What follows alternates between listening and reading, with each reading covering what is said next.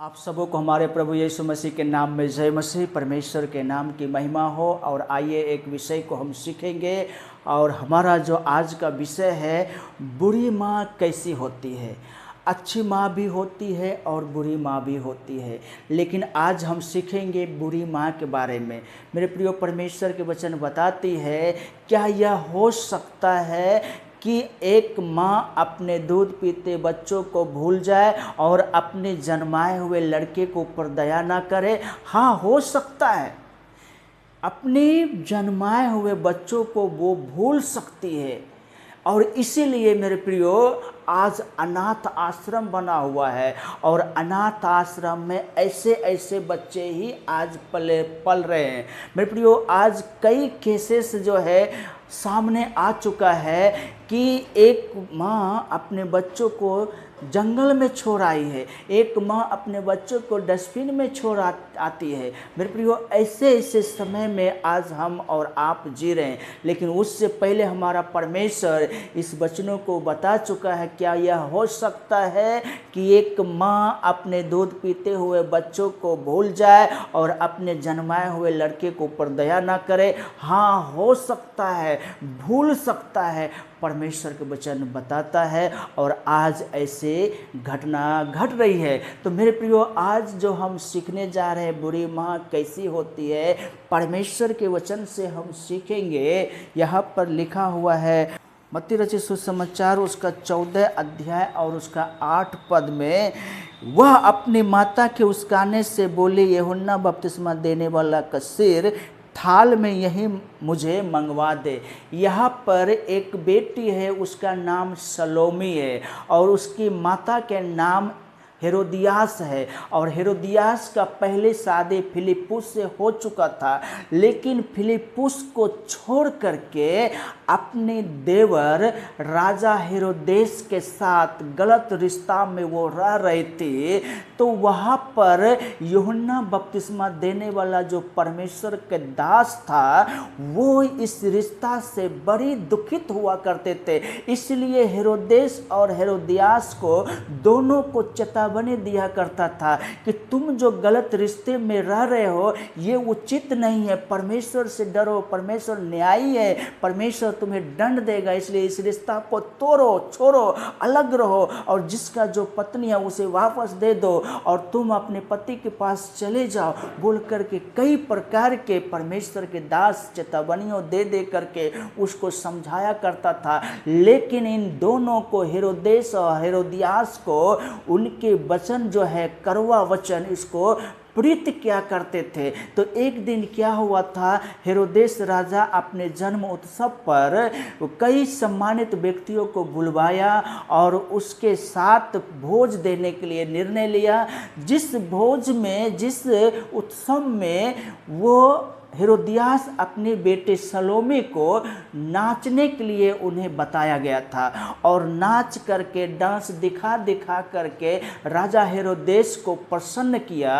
और राजा हेरोदेस ने सलोमी से कहता है, बेटी तुम मांगो मुझसे, तुम्हें क्या चाहिए, जो तुम मांगेगी मैं वो तुम्हें दे दूंगा, क्योंकि मैं तुझसे शपथ लेता हूँ। ऐसे बोल करके वायदा किया था। और उसके बाद सलोमी अपने माँ हेरोदियास के पास जाती है और हेरोदियास से पूछती है, माँ मैं क्या मांगूँ, राजा मुझे कुछ देना चाहता है।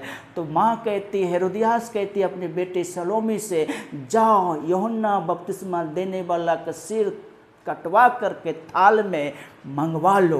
और वो आ करके राजा हेरोदेस से कहती है, राजा साहब यूहन्ना बपतिस्मा देने वाला का सिर कटवा करके थाल में मुझे यही मंगवा दो।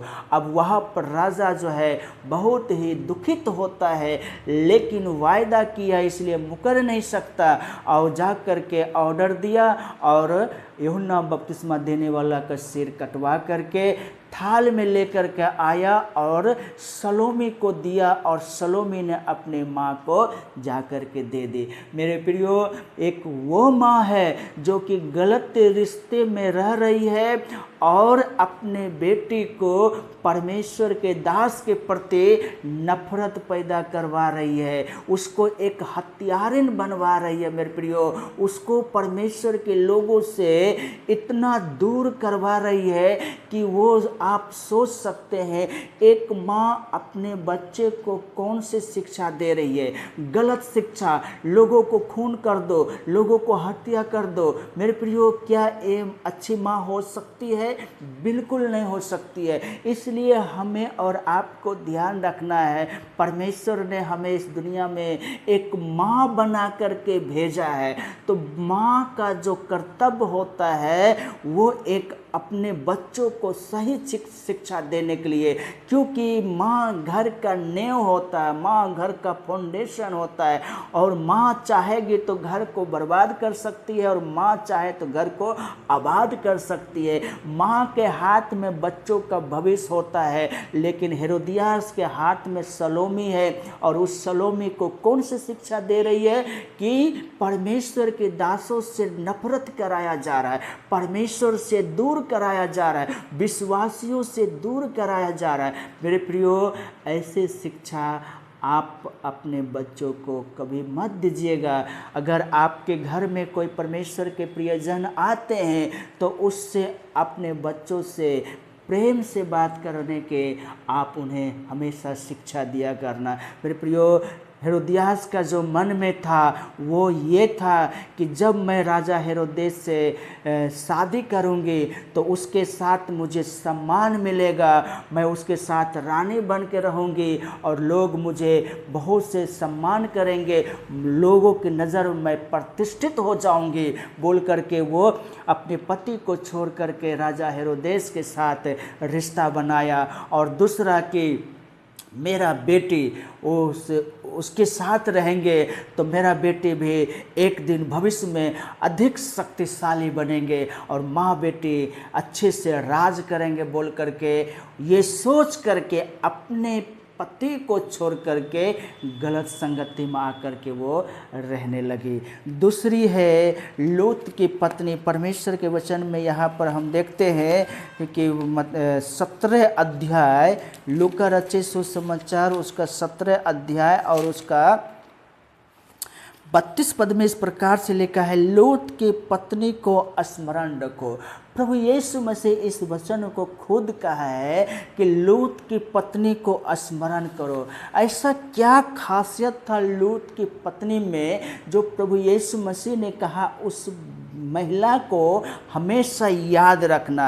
उस महिला में जो खासियत था मेरे प्रयोग वो यह है, माँ अपने बच्चों को परमेश्वर के आज्ञा नहीं सिखाया। उनके पास 4 बेटी था, 2 बेटी को अन्य जातियों में शादी कर दिया और 2 बेटी जो है उसके पास रही, लेकिन एक दिन वो 2 बेटियों जो क्या किया, अपने पिता से गर्भवती होकर के बच्चे को जन्म दिया। मेरे प्रियो, परमेश्वर का वचन हमें बताता है माँ अपने बच्चों को परमेश्वर के आज्ञा मानना सिखाना चाहिए, लेकिन लूत की जो पत्नी है वो परमेश्वर के आज्ञा सिखाया नहीं है, परमेश्वर की सुरक्षा में चलने के लिए अपने बच्चों को नहीं बताया था। दूसरा है, माँ बच्चों को परमेश्वर के प्रेम को उसके हृदय में नहीं बोया था।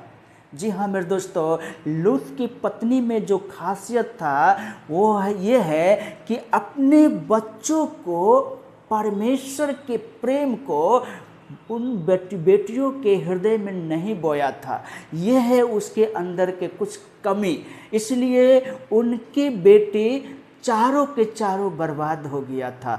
और तीसरी है, माँ खुद विश्वास योग नहीं थी। अगर एक माँ विश्वास योग नहीं रहेंगे, परमेश्वर के प्रति ईमानदार नहीं रहेंगे, परमेश्वर के प्रति विश्वास योग्यता नहीं बना रहेगा, तो उसका बच्चा भी कभी विश्वास नहीं करेंगे परमेश्वर पर। इसलिए माँ का सबसे बड़ा कर्तव्य होता है अपने परमेश्वर के प्रति विश्वास योग बनना। पहले माँ विश्वास विश्वास योग बनेंगे, और माँ जब विश्वास योग रहेंगे तो उनके बच्चे भी उनको देख देख करके विश्वास योग्यता में चलेंगे। और लूत की पत्नी में ये कमी थी, वो अपने आप को विश्वास योग में नहीं रखा था। चौथा है, माँ को जीवन में पीछे हटने वाला काम था। जी हाँ, परमेश्वर ने जब उससे सदोम और अमारा को नाश करने वाला था तो लूत के परिवारों को बाहर निकाल दिया था, और परमेश्वर ने कहा जाओ, पीछे मुड़ करके नहीं देखना। लेकिन लूत के पत्नी क्या किया था, कुछ दूर आगे जा कर के सदोम अमोरा के गांव को तरफ वो पलट करके देखी और नमक के खम्मा बन गया। मेरे प्रियो, वो व्यक्ति के अंदर में पीछे हटने वाला मन हमेशा रहता था, वो संसार के प्रति उसका लगाव था लूत के पत्नी के जीवन में। इसलिए हमें ध्यान रखना है। और पांचवा बात जो है मेरे प्रियो, माँ परमेश्वर के चेतावनी को हल्के में लिया था।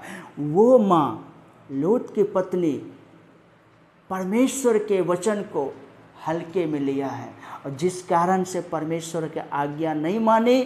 सोचा परमेश्वर ने कहा थोड़ी हम ऐसे हो जाएंगे, देख लेता हूँ एक बार संसार को, और देख ली और वो नमक के खम्मा बन गए। मेरे प्रियो, ये कमी था। माँ अपने बच्चों को परमेश्वर की आज्ञा नहीं सिखाया था, माँ बच्चों को अंदर परमेश्वर के प्रेम को बीज नहीं बोया था, माँ खुद को विश्वास योग्यता में नहीं चली थी, माँ जीवन में पीछे हटने वाले माँ थी। माँ परमेश्वर की चेतावनी को हल्के में लिया था।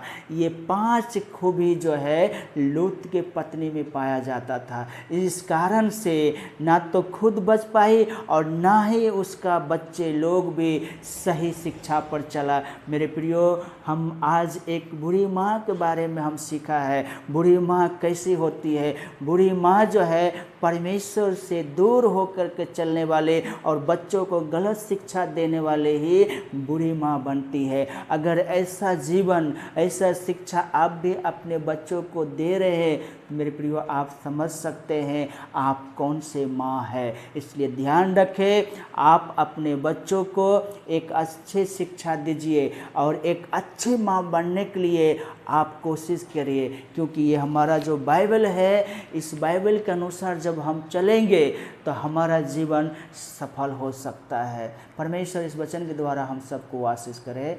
आमीन।